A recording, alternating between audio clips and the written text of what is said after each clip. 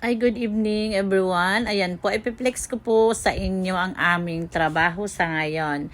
Iyan po ay sample lamang. Dalawa po yan, kaya samples po.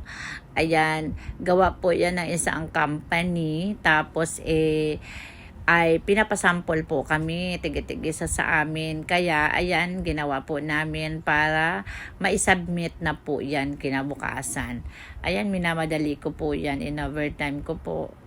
Pero mabilis naman po siya pag marunong ka na. Kaya lang pagka sa una po, mabagal po talaga. Pag nakuha mo yung technique kung paano po idikit, paano mo patakbuhin ang chips, at saka itatansya mo po yung chips kasi may bilang po yung chips niyan.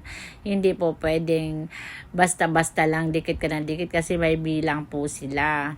Kaya ayan, yung aming trabaho po nga pala ay tiyaga-tiyaga lang. Hindi po hindi po yan pang ano talaga. Yung pagka wala kang tiyaga, wala, hindi ka po kikita dito. Kahit naman po hindi masyadong malaki ang kita, basta mayroon ka pong matatawag na extra income po. Siyempre, magastos po tayo ngayon dahil napakamahal ng mga bilihin, di ba po? Napakamahal ng bilihin ngayon talaga. Pero yung item namin mura. Kaya tiyaga lang. Ayan, nakatapos na po ako ng isang peraso. Ito po ay size 6. Ayan, oh. Tingnan nyo yung texture ng chips.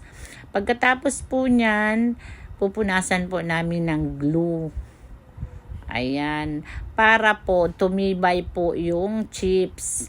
Kasi ang stick glue, hindi po yun masyadong matibay. Ito po yung matibay yung chips. Tapos pag natuyo po yung glue, makintab na po yan. Kailangan po, itong brush po na ginamit ko, medyo malaki po yan kasi wala po akong maliit na brush. Pero, pagka maliit po yung brush na ginagamit mo, kailangan talaga, maski naman malaking brush, basta isisiksik mo lang po yung glue dyan sa mga pagitan po ng chips para pumasok po ang glue dyan sa ilalim. Yan po ang pampatibay talaga, yung glue. Ayan. Yan po yung trabaho namin, mga guys.